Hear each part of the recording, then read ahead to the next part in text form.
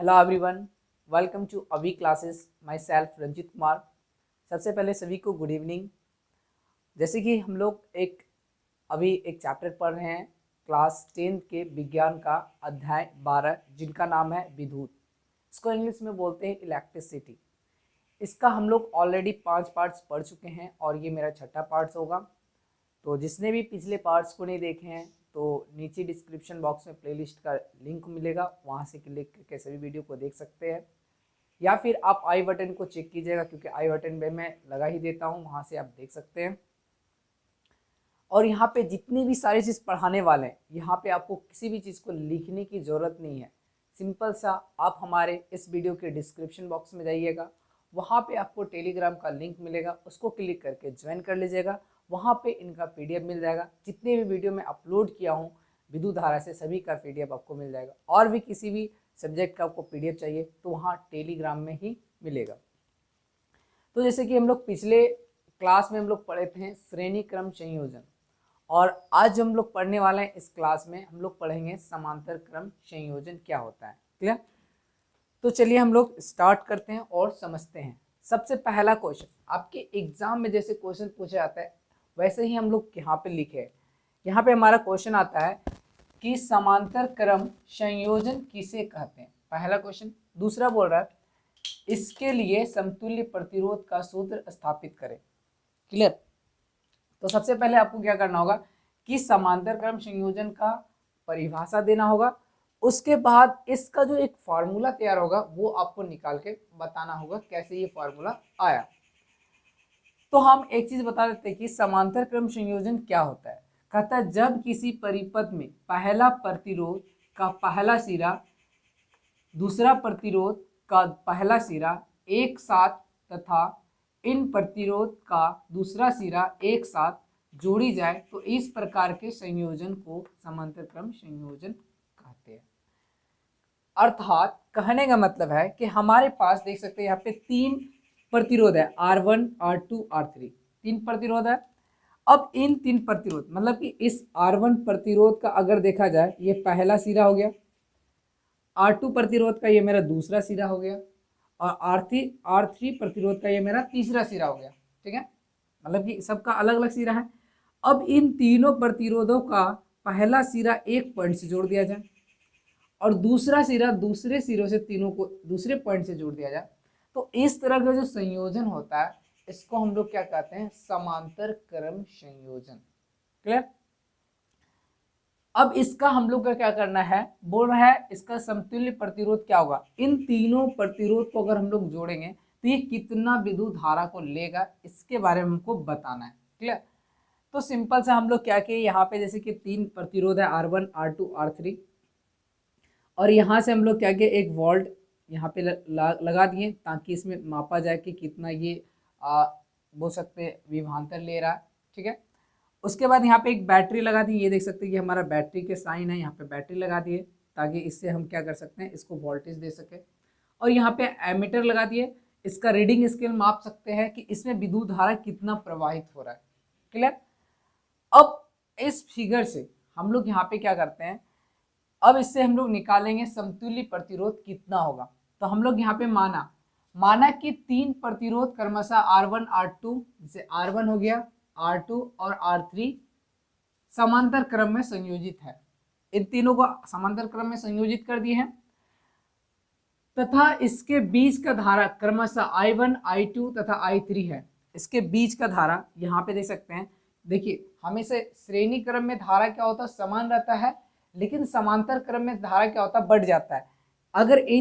अगर इस प्रतिरोध से जाएगा तो मान लीजिए कि ये I1 धारा लेगा, और फिर इससे जाएगा तो ये I2 लेगा, और इस प्रतिरोध से I3।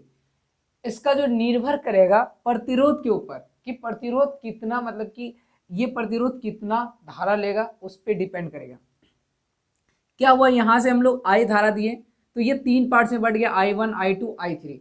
फिर जैसे इधर से निकलेगा तो फिर हमारा I ही निकलेगा, मतलब धारा I ही निकलेगा। तो हम लोग यहाँ पे लिख दिए क्रमशः I1 I2 तथा I3 है। तो मुख्य परिपथ में कुल धारा कितना है, I कड़ू तीनों को जोड़ देंगे। अगर इन तीनों को I1 प्लस I2 और I3 को जोड़ेंगे तो हमारा कितना होना चाहिए, I होना चाहिए। क्यों? क्योंकि हम इसको आई ही दे रहे हैं, भले ही तीनों में विभाजित हो जा रहा है फिर से हमको आई ही मिलेगा। क्लियर, क्योंकि हम लोग जानते हैं कि ऊर्जा जो होता है ना कभी भी क्या होता है और ना तो नष्ट होता है ना तो हम लोग उसको क्रिएट कर सकते हैं। तो इसलिए जितना हम इसको धारा दिए उतना धारा हमको इधर से निकल जाएगा। तो ये हो गया हमारा मुख्य परिपथ में धारा कितना है। अब हम लोग ओम के नियम से क्या जानते हैं, ओम के नियम से क्या जानते हैं कि धारा जो होता है विभवांतर और क्या कहते हैं विद्युत परिपथ में ये जो प्रतिरोध है उसके अनुपात होता है। It means I equal to क्या होता है V बाय R होता है। ये हम लोग ओम के नियम से जानते हैं। तो हम लोग को क्या करना है कि I1 हम लोग को निकालना है I1। अगर I1 निकालना है तो V बटे क्या होगा R1। हमेशा याद रखिएगा जब हम लोग समांतर क्रम में किसी प्रतिरोध को जोड़ेंगे तो उसका विभवांतर हमेशा क्या होगा, हर स्थिति में सामान्य होगा। जब और इसी को अगर हम लोग श्रेणी क्रम में जोड़ेंगे तो विभवांतर हर स्थिति में क्या होगा, समान नहीं होगा, वो अलग अलग होगा अलग अलग प्रतिरोध के लिए। लेकिन उसमें क्या होगा, श्रेणी क्रम में जो धारा होगा वो समान होगा।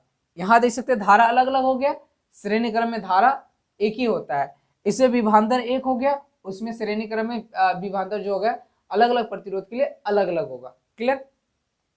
तो हम लोग I1 के लिए हम लोग क्या लिख सकते हैं, V बटे R1 क्योंकि विभवांतर हमारा समान होगा। फिर I2 के लिए क्या लिखेंगे, V बटे R2 क्योंकि यहाँ पे भी विभवांतर समान है लेकिन हो सकता है प्रतिरोध अलग हो, तो इसको हम लोग इक्वेशन 2 मान लिए। फिर I3 की बात करें तो V बटे क्या होगा R3, इसको इक्वेशन हम लोग क्या कर लिए 3 मान लिए। अब क्या करते हैं कि इन तीनों को जोड़ देते हैं, समीकरण 1, 2 और 3 को क्या करते हैं जोड़ देते हैं। तो इधर वाले को जो बराबर के इधर वाला है इधर साइड जोड़ेंगे, it means I1 plus I2 plus I3 कर देंगे, और इधर वाले को उधर से जोड़ेंगे तो V बटे R1 फिर V बटे R2 फिर V बटे R3 और तीनों को हम लोग क्या करेंगे जोड़ देंगे। अब लिखिए, परंतु हम लोग क्या जानते हैं I इक्वल टू क्या था, I1 plus I2 plus I3। अभी हम आपको बताएं तीनों प्रतिरोध को जोड़ेंगे तो I आएगा। तो इन तीनों के जगह हम लोग क्या लिख सकते हैं, I लिख सकते हैं। यहाँ पे क्या लिख दिए, I लिख दिए। अब यहाँ पे देखिए V तीनों में समान V है, तो यहाँ से तीनों से V क्या किया हम लोग कॉमन निकाल लिए। तो यहाँ पे क्या बचा, V कुछ नहीं है तो यहाँ पे क्या बचा 1 और नीचे बच गया R1। फिर यहाँ पे कुछ नहीं तो 1 होगा R2, 1 बटे R3 ये निकल गया। तो इसको हम लोग इक्वेशन 4 मान लिए। क्लियर। अब हम लोग इधर आते हैं, पुनः फिर से हम लोग क्या किया, ओम के नियम से क्या जानते हैं, I इक्वल टू V बटे R।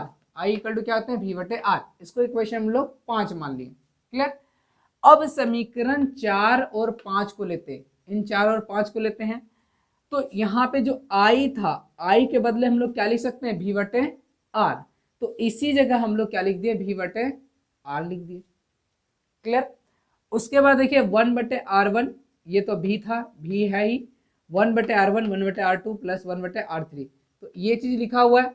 अब यहाँ पे देखिए ये V और ये V को आप कैंसिल कर दो तो यहाँ बचेगा 1 बटे R, तो यहाँ पे बचेगा 1 बटे R1 प्लस 1 बटे R2 प्लस 1 बटे R3, और इसको आप पैरेलल में इसलिए RP भी बोल सकते हो।